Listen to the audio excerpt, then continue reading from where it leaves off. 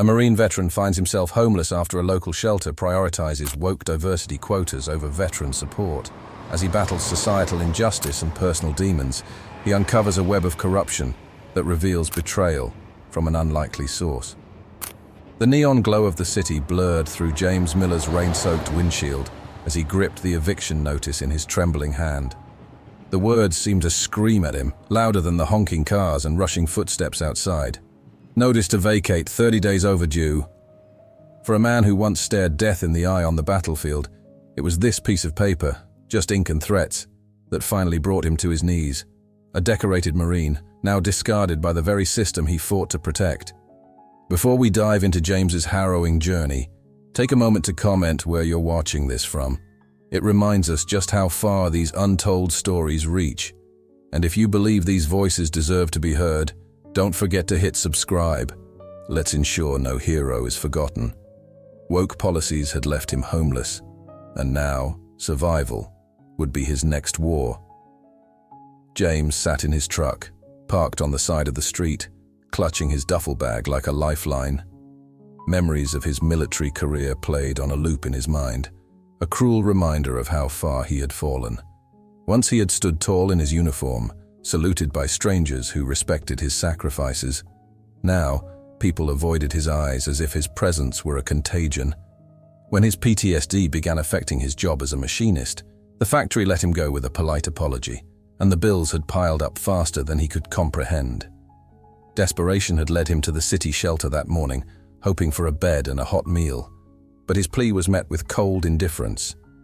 "We have a quota system now," the administrator explained, barely looking up from her clipboard. "We're prioritizing underserved groups based on equity guidelines." James didn't know how to argue with that. All he knew was that his service to his country apparently wasn't enough to qualify him for help. He walked out of the shelter in a daze, the word equity buzzing in his head like shrapnel.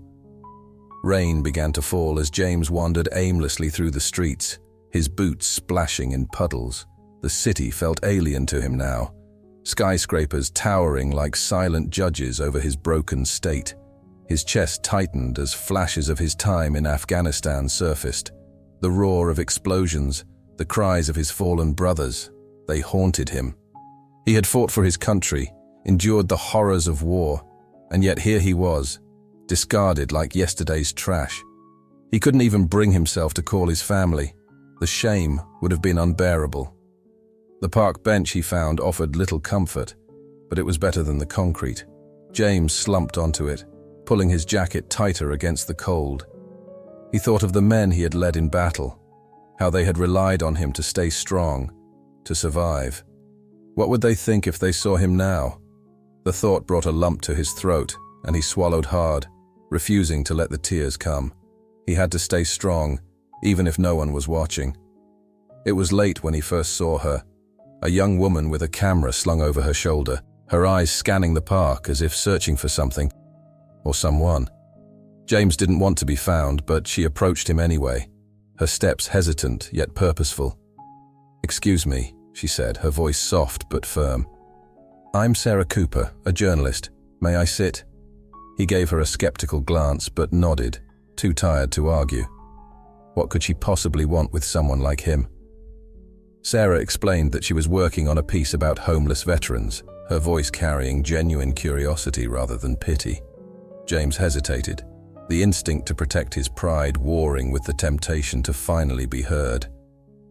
"Why would anyone care?" he asked bitterly, gesturing to the empty park around them. "We forget the moment we take off the uniform." But Sarah didn't back down. She looked at him as if she saw past the scruffy beard and worn clothes, straight into the man he used to be. Under the dim park lights, James began to talk. Slowly at first, like a man testing the waters, then with the urgency of someone drowning. He told her about his service, his struggles with PTSD, and the shelter's rejection. Sarah listened intently, scribbling notes but never interrupting. For the first time in what felt like forever, James felt his voice mattered. As he finished, she promised to share his story, to show the world the face of the man they had abandoned. James woke up to the sounds of the city coming alive, a symphony of car engines, hurried footsteps, and distant sirens. The park bench he'd called home for the night left his back aching, but he forced himself to sit up, wiping the dew from his jacket. His stomach growled, and he looked around for signs of other homeless people. He had seen a few scattered figures the night before, but hadn't spoken to anyone. Now he realized he had no choice. Survival on the streets required connections, even if they were fleeting. Near a group of men huddled around a makeshift fire, James introduced himself with a quiet nod. A wiry man named Carl, with sunken cheeks and eyes that had seen too much, offered him a piece of stale bread. "You're new, ain't you?" Carl asked, his voice rough from years of cigarettes and hardship. James hesitated before admitting it. Over the next few hours, Carl and the others shared unwritten rules of life on the streets: where to find free meals, which shelters were safe, and how to avoid trouble. James listened intently, grateful for the guidance. As James settled into the rhythm of street life, his mind often wandered to his family. He thought of his younger sister, Emily, who had been his biggest supporter when he first enlisted. But their relationship had soured after their mother's death, when James's PTSD caused him to lash out during an argument. He hadn't spoken to her in years, and the thought of reaching out now in his current state filled him with shame. His pride was both a shield and a cage, keeping him from asking for the help he desperately needed. One afternoon, James ventured back to the shelter that had turned him away, hoping they might reconsider. The receptionist barely glanced at him as he approached. "I told you before, sir, we're at capacity," she said, her tone clipped. James pointed out the empty beds visible through the doorway, but the woman waved him off, citing the shelter's priority system. As he walked away, a younger man with a clean-cut appearance and a suitcase was ushered in without question. James clenched his fists, bitterness rising in his throat. It wasn't anger at the man, it was the crushing realization of how invisible he had become. Despite the cold indifference of the system, James occasionally encountered moments of kindness. A bakery owner near the park gave him a bag of day-old pastries, whispering, "Don't tell anyone." A young boy, no older than 10, handed him a sandwich as his mother looked on disapprovingly. These gestures, small as they were, reminded James that not everyone had turned their back on him. But such moments were rare, and the hostility he faced far outweighed the kindness. People avoided him on the street, their eyes darting away as if acknowledging him would make his suffering contagious. One rainy evening, James saw Sarah approaching, her umbrella shielding her from the downpour. She carried a thermos of coffee and a bag of sandwiches, which she handed to him without a word. "I didn't think you'd still be here," she admitted, sitting beside him on the bench. James shrugged, unsure of what to say. Sarah asked if he was ready to continue their conversation, and though he hesitated, he eventually nodded. The journalist's persistence had started to wear down his defenses, and deep down, he knew his story deserved to be heard. James began cautiously, recounting his decision to join the Marines. He spoke of the pride he felt during basic training, the camaraderie he had shared with his unit, and the first time he saluted the American flag in uniform. His voice grew quieter as he described the darker moments: friends lost in battle, the injuries he had witnessed, and the nightmares that still plagued him. Sarah listened without interrupting, her notepad forgotten as she absorbed every word. For James, it was both a relief and a burden to share his memories. As the rain pattered against the pavement, James opened up about his struggles after leaving the military. He told Sarah about the factory job that had kept him afloat until his PTSD became unmanageable, and the eviction notice that had finally tipped him over the edge. His voice cracked when he mentioned the shelter's rejection, the shame he felt every time he was turned away. "It's like they don't see us," he said, his hands trembling. "We served this country, and now we're nothing to them." Sarah placed a comforting hand on his arm, her eyes shining with quiet determination. James sat on the edge of the park bench, staring at the faint glow of the city skyline, lost in a memory that refused to let him go. It was an ambush in the rocky hills of Afghanistan, where everything had gone wrong in an instant. The echo of gunfire, the choking cloud of dust, and the panicked cries of his brothers in arms were as vivid as the cold bench beneath him. Amid the chaos, James remembered seeing Robert's younger brother, Matt, a fresh-faced private, go down. James had been only feet away, helpless to save him, Matt's death haunted James in ways he couldn't articulate. He'd made a promise to Robert to look after his little brother, and failing that promise became a wound that never healed. Every detail of that day was etched into his mind. The way Matt had smiled just moments before, the sudden jarring crack of the sniper's shot, and the blank stare in his eyes as James dragged his lifeless body to cover. "I should have been faster," James muttered to himself, the guilt rising like bile in his throat.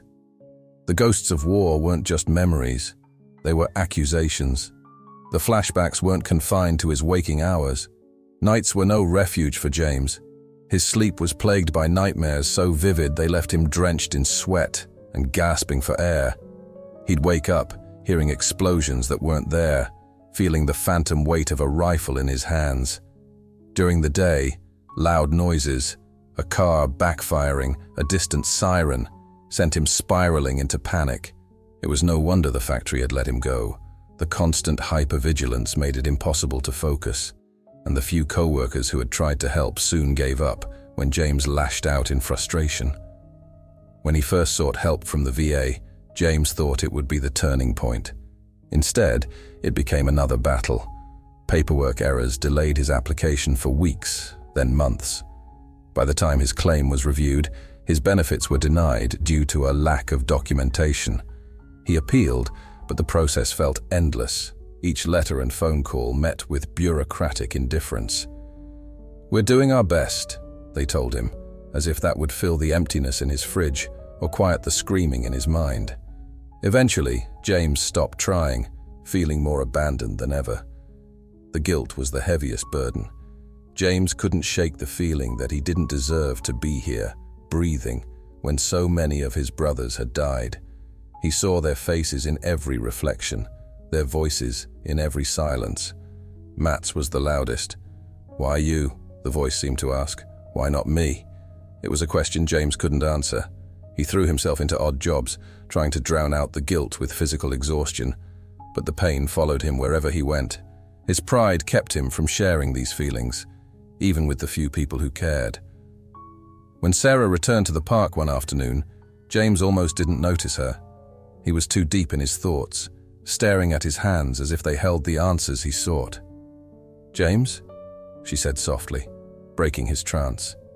He looked up, startled, and nodded in acknowledgement. Sarah sat down beside him, her usual notebook in hand, but her demeanor gentler than before. She asked him about his time in Afghanistan, and for a moment, James hesitated. But something about her earnest expression made him trust her, and he began to talk. As James recounted his experiences, Sarah's pen moved swiftly, but her eyes never lost their focus on him. He spoke of the brotherhood he'd felt with his unit, the adrenaline of combat, and the weight of responsibility as a squad leader. When he described the ambush that killed Matt, his voice cracked, and he paused, swallowing hard. "He was just a kid," James said, his hands trembling.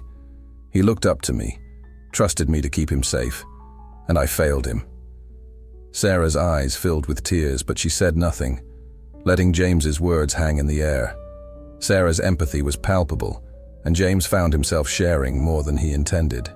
He told her about the VA's rejection, his struggles with PTSD, and the crushing loneliness that had followed. "People think we're broken," he said bitterly, "but we're not. We're just stuck, trying to carry things no one else can see." Sarah nodded, her determination deepening. She could see how the system had failed James, how it had turned its back on someone who had given everything for his country. She resolved to expose the truth, no matter how difficult the path might be. Sarah sat at her desk, surrounded by stacks of reports, spreadsheets, and recorded interviews. The deeper she delved into the shelter's operations, the clearer the pattern became. Policies designed to ensure diversity sounded noble on paper, but had devolved into a numbers game that left the most vulnerable, like James, out in the cold. A leaked email from a shelter administrator confirmed her suspicions. "We must prioritize candidates that fit our public image. Meeting diversity benchmarks is critical for maintaining our funding." Sarah's stomach churned as she realized how many people were sacrificed to maintain appearances. Determined to validate her findings, Sarah sought out other veterans who had been rejected by the shelter. At a nearby encampment, she met Greg, a middle-aged former army medic with a prosthetic leg. "They turned me away because I wasn't what they were looking for," Greg said bitterly. Another veteran, Anita, shared a similar story. A decorated Air Force pilot, she had been told her needs weren't as urgent as others. "It's like they're looking for a story, not a person," Anita added. Their testimonies painted a damning picture of a system that prioritized optics over compassion. Meanwhile, James grappled with the shame of his situation. He hated the thought of being a charity case, and the idea of exposing his struggles to the public was both humiliating and terrifying. But as Sarah shared the stories of other veterans, James began to see the larger picture. His story wasn't just about him. It was about a broken system that failed those who had given everything. "If speaking out can help someone else avoid this," he said hesitantly, "then maybe it's worth it." Still, the weight of his circumstances made each day a battle to keep going. One afternoon, James decided to confront the shelter staff directly. He marched into the building, ignoring the receptionist's attempts to dismiss him. A supervisor named Linda finally appeared, her expression a mix of irritation and condescension. "Mr. Adams, as I've explained before, our resources are limited," she said. James pointed to the empty beds visible through the doorway. "Limited or reserved for people who make you look good?" he snapped. Linda's face flushed, but she maintained her composure. "We follow a strict policy to ensure fairness," she replied. "Fairness?" James repeated, his voice trembling with anger. "You call this fair?" The confrontation left James shaken but determined. As he stormed out of the shelter, Sarah was waiting outside, having witnessed the exchange. "You stood your ground," she said, offering a small smile. "That's not easy." James shrugged, still fuming. It didn't change anything. But Sarah disagreed. She saw the fire in his eyes, the spark of a man who refused to be ignored. "Change doesn't happen overnight," she said, "but this is a start." Her words resonated with James, who for the first time in months felt a glimmer of pride in himself. Over time, Sarah and James began to form an unlikely bond. She admired his resilience and honesty, while he found solace in her unwavering empathy. Their conversations ranged from his time in the military to her struggles as a journalist, trying to make a difference in a world that often seemed indifferent. "Why do you care so much?" James asked one evening. Sarah hesitated, then admitted, "My dad was a veteran. He didn't get the help he needed either. I couldn't save him, but maybe I can help you."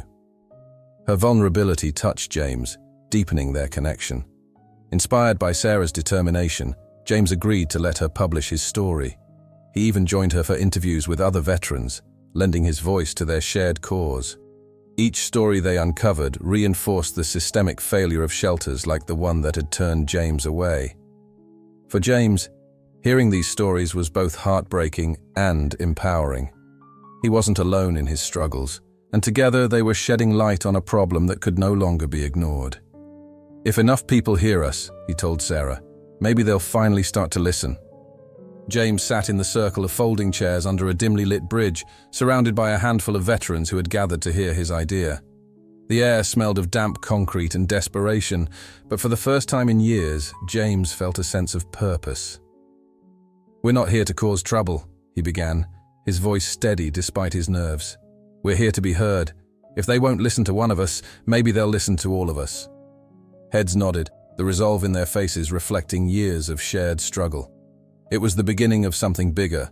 The plan was simple: organize a peaceful protest outside the shelter to demand change. With Sarah's guidance, James and the other veterans drafted a list of grievances and solutions. "We're not just pointing fingers," James insisted. "We're offering a better way." Sarah used her media connections to spread the word, securing coverage from a local news station and several online outlets. As the group prepared signs and speeches, James felt a flicker of hope. For the first time in years, he wasn't just surviving, he was fighting back. On the morning of the protest, the veterans gathered outside the shelter, their signs bearing messages like, "Veterans deserve better," and "We fought for you, now fight for us." The turnout was modest at first, but as the hours passed, others joined. Sympathetic passers-by, fellow homeless individuals, even a few shelter workers who secretly supported their cause. Sarah stood on the sidelines, capturing every moment with her camera. "This is your time, James," she said, urging him toward the makeshift podium. James hesitated, doubting his ability to lead, but the sight of his fellow veterans looking to him for strength gave him the courage to step forward. James's speech was raw and unpolished, but it resonated with everyone who listened. "We're not asking for handouts," he said, his voice shaking slightly. "We're asking for the respect we've earned. We served our country, and now we're being left behind because we don't fit some checklist. That's not right, and we won't stay silent anymore." Cheers erupted from the crowd, fueling James's confidence. For a brief moment, he felt like the leader he'd once been in the Marines, guiding his squad through impossible odds. But as he looked out at the growing crowd, he couldn't shake the weight of their expectations. The protest quickly caught the attention of local media, with reporters swarming to cover the story. Cameras captured the veterans' signs and interviewed James, who became the reluctant face of their movement, but not everyone was supportive. The shelter's administrators released a statement condemning the protest, calling it a disruption to vital community services. Local politicians, eager to avoid controversy, labeled the veterans as ungrateful troublemakers. The backlash stung, but James refused to back down. "They're scared," Sarah said, trying to reassure him. "It means you're making an impact." As tensions mounted, James began to feel the pressure of leadership. Veterans approached him with ideas, grievances, and sometimes unrealistic demands. "I'm not a politician," he told Sarah one night, his voice heavy with doubt. "I'm just a guy trying to survive." But Sarah reminded him that his authenticity was his greatest strength. "People don't need a polished leader," she said. "They need someone who understands what they're going through. That's you, James." Her words gave him a renewed sense of purpose, but the weight of the responsibility still lingered. The protest reached a boiling point when a shelter administrator, flanked by security guards, confronted the group. "You're endangering the very people you claim to support," the woman said, her tone icy. James stepped forward, his frustration bubbling over. "Endangering them? You're the ones turning us away while beds stay empty. You're the ones prioritizing appearances over lives." The crowd cheered, but the confrontation left James shaken. He knew the shelter held the power to spin the narrative, and he feared their message would be lost in the noise. As the day wore on, the protest grew increasingly tense. Counter-protesters appeared, accusing the veterans of trying to undermine the shelter's efforts. Police arrived to monitor the situation, their presence adding to the unease. James watched as one of the veterans, Greg, got into a heated argument with a shelter supporter. "This isn't what we're here for," James said, stepping between them. He urged the group to remain peaceful, but the confrontation left him questioning whether their efforts were worth the strain. "What if this changes nothing?" he confided to Sarah later that evening. The sun was barely up when James and the other veterans began assembling in the park, their nerves on edge. The rally had been weeks in the making, and its success felt like a make-or-break moment for their cause. Sarah flitted between them with her camera, capturing raw, unfiltered moments of vulnerability. "This is more than a protest," she told James. "It's a chance to show the world who you are, beyond the labels." James adjusted his worn Marine Corps cap, his jaw tight with determination. "Let's hope they're ready to listen," he muttered. As the rally began, the crowd swelled to include a mix of supporters, curious onlookers, and a handful of counter-protesters. Some held signs that read, "Support our veterans," while others waved banners accusing the group of selfishness and entitlement. "How can they complain when others have it worse?" one counter-protester shouted. James felt his stomach churn, but forced himself to focus on the faces of those who stood with him. He knew this wasn't just about him. It was about every veteran who had been forgotten and discarded. Sarah worked tirelessly to document the event, capturing moments that cut through the noise of public opinion. She filmed a tearful Vietnam veteran embracing James and recorded a young girl handing a flower to Anita, one of the protest's organizers. "These are the stories people need to see," Sarah whispered to herself as she filmed. Her lens also caught the tension building on the other side of the rally. where counter-protesters jeered and waved accusatory signs. Each interaction seemed to heighten the stakes, adding an air of unpredictability to the day.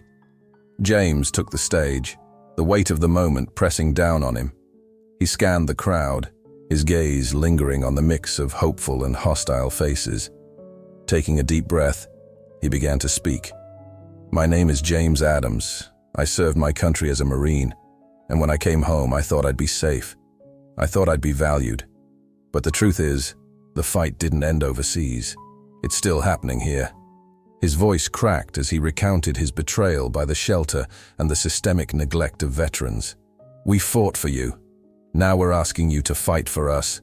His words drew cheers from supporters, but did little to sway the counter-protesters. "You're just angry because you didn't get what you wanted," someone shouted. Another accused James of using his service as a free pass. The accusations stung, but James held his ground. "This isn't about taking anything from anyone," he said, his voice firm. "It's about fairness, about recognizing that we all deserve dignity."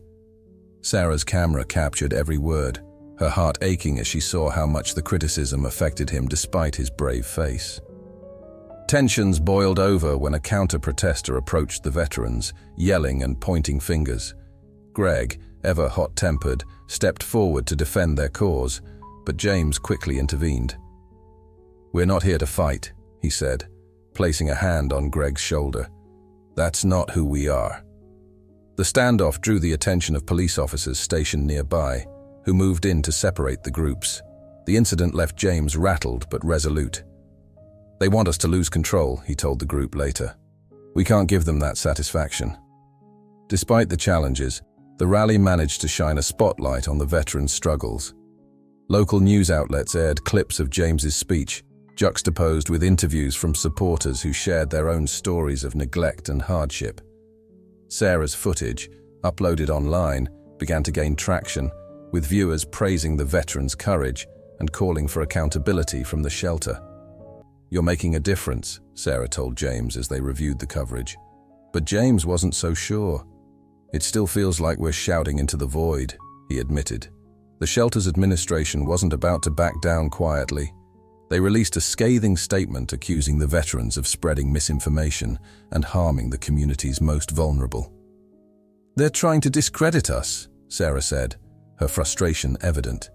"That means we're a threat to them." But the backlash weighed heavily on James, who worried about the consequences for the group. "What if they're right?"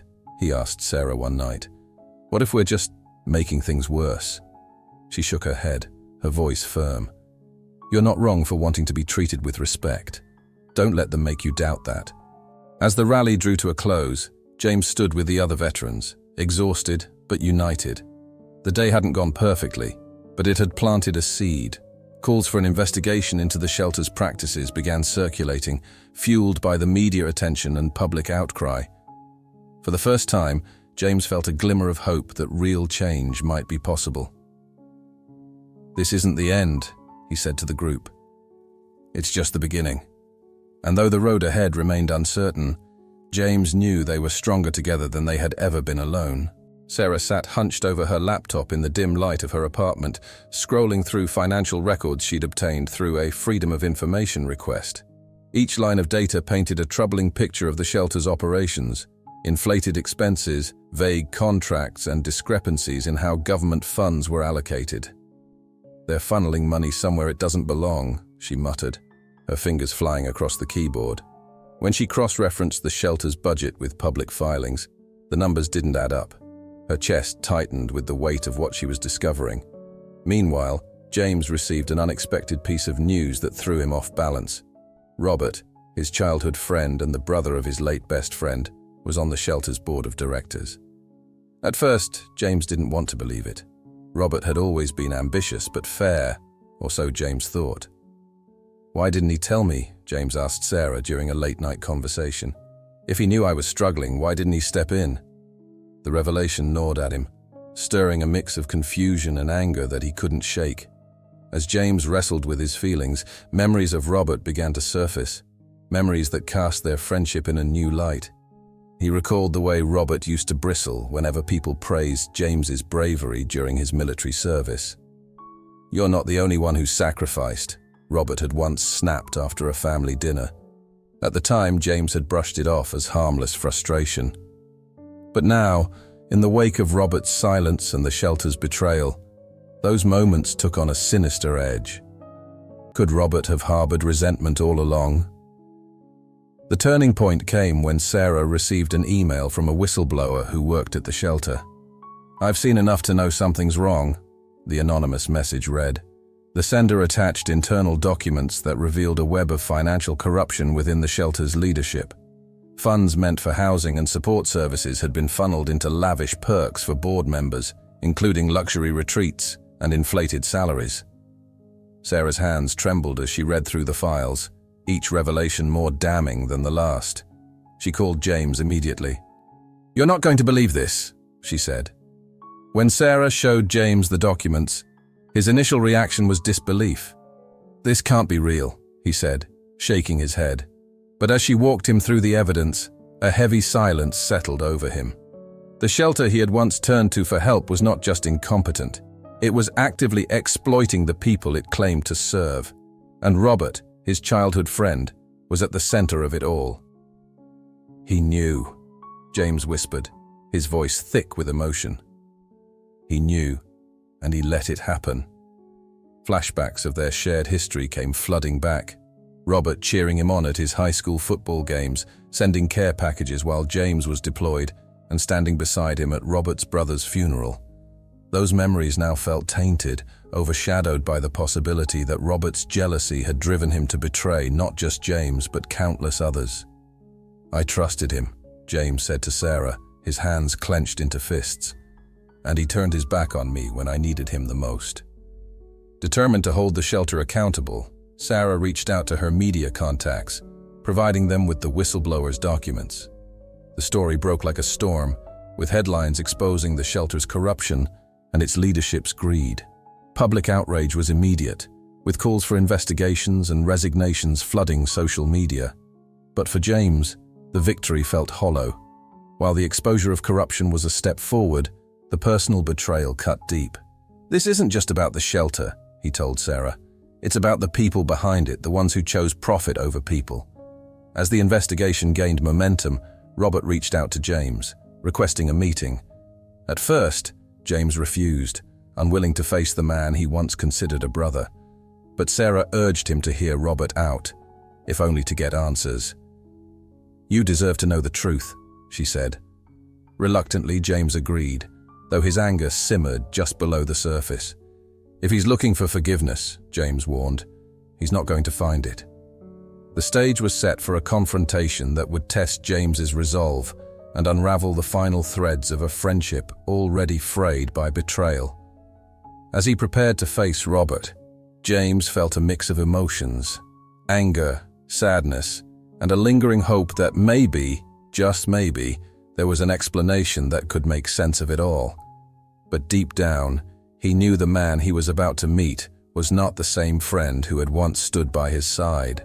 The whistleblower's identity was finally revealed as Diane, a former accountant for the shelter who had grown tired of staying silent.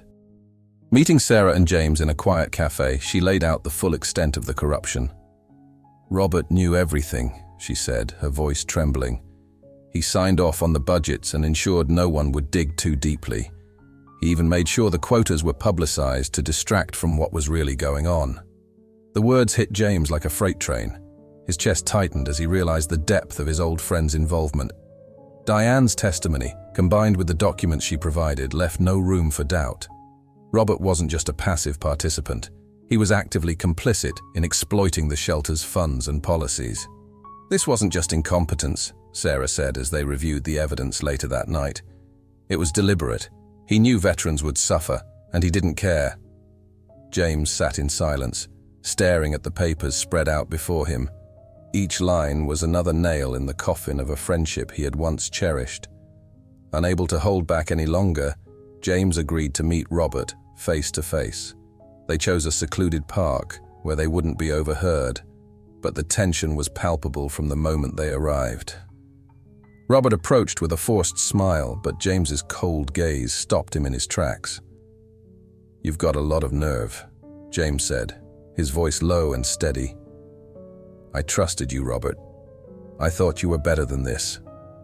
The words hung in the air like a challenge, daring Robert to deny the truth. Robert didn't deny it. Instead, he sighed and sat heavily on a nearby bench, running a hand through his hair. "It wasn't supposed to be like this," he said, his tone defensive. "You think it's easy running a place like that? The quotas, the politics, the funding, they're all tied together. I had to make choices, James." But his attempt at justification only deepened the betrayal. "You had to make choices," James shot back, his voice rising. "And you chose to leave people like me out on the streets while you lined your pockets?" The confrontation grew heated as Robert's defenses crumbled, revealing the greed and resentment that had festered for years. "Do you know what it's like to live in your shadow?" Robert spat, his voice thick with bitterness. "All my life, people looked at me and saw your best friend, the hero's sidekick. When you came back and started struggling, I saw an opportunity to make my own mark, to be the one people respected." James stared at him, stunned. The words were so far removed from the man he thought he knew. Robert's confession unraveled years of loyalty in an instant.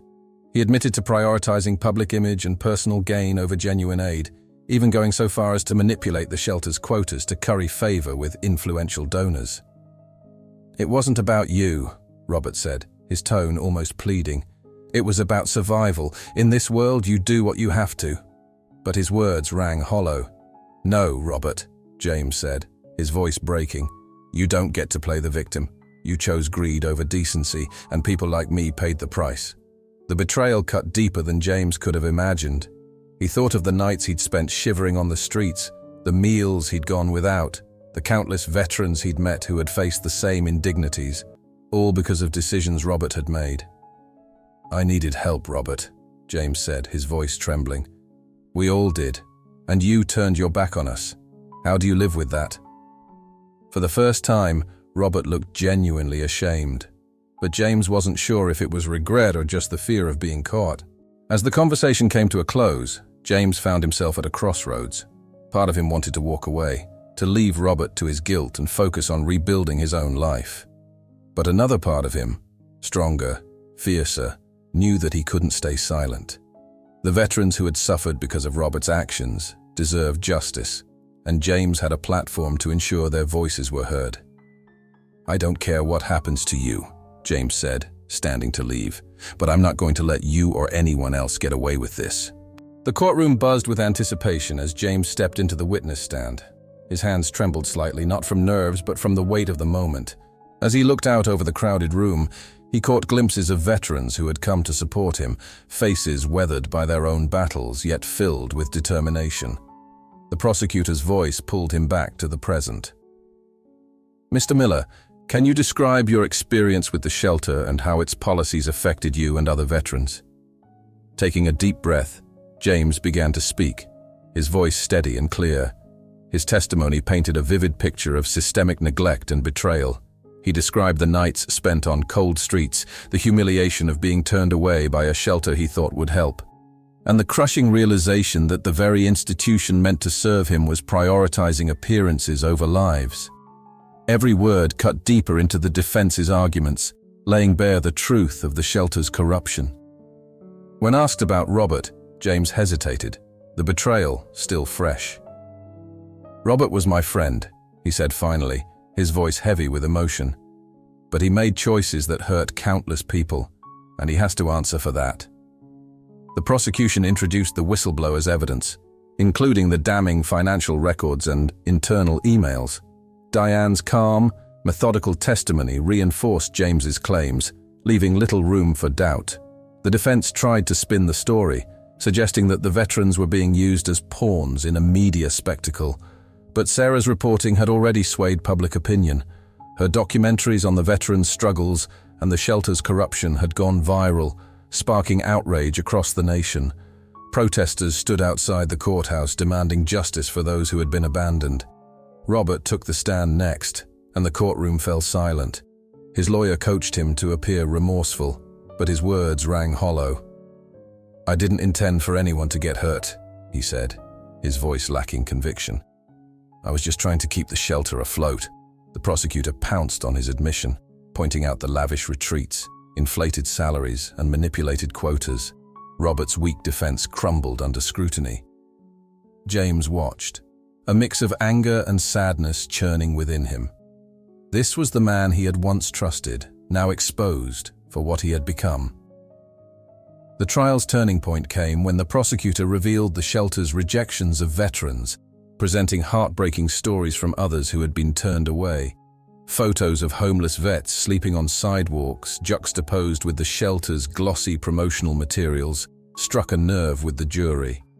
James's heart ached as he saw the faces of men and women he had met on the streets, their pain now a key part of the case. By the time closing arguments were made, it was clear the jury had heard enough. The verdict came swiftly: guilty. Robert and several other shelter administrators were convicted of fraud and gross negligence. The judge ordered a complete restructuring of the shelter, placing it under the oversight of a non-profit dedicated to serving veterans. As the verdict was read, James felt an overwhelming wave of relief and sadness. Justice had been served, but it came at the cost of a friendship he had once cherished. Robert avoided meeting James's eyes as he was led away in handcuffs, a shadow of the man he had once been. Outside the courthouse, reporters swarmed James and Sarah, eager for a statement. Sarah stepped forward first, emphasizing the systemic changes the verdict would bring and the broader implications for shelters nationwide. James followed, his voice steady yet resolute. "This isn't just a victory for me or the veterans who were failed by this shelter. It's a step toward making sure no one else has to endure what we did. This fight isn't over, but today, we've taken a stand." His words were met with applause from the crowd, a testament to the impact of his journey. As the courthouse emptied, James found himself alone with Sarah for the first time in weeks. "You did it," she said softly, her eyes filled with pride. But James shook his head. "We did it," he replied, his gratitude for her unwavering support evident. They stood in silence for a moment, the weight of the past month settling over them. For James, the trial had been more than a fight for justice. It had been a battle for his own redemption, a chance to reclaim the sense of purpose he thought he'd lost. He looked out at the city, its streets no longer just a reminder of his struggles, but a symbol of resilience. "It's time to rebuild," he thought, a faint smile crossing his lips. With each step, he felt closer to the man he once was and the man he was becoming.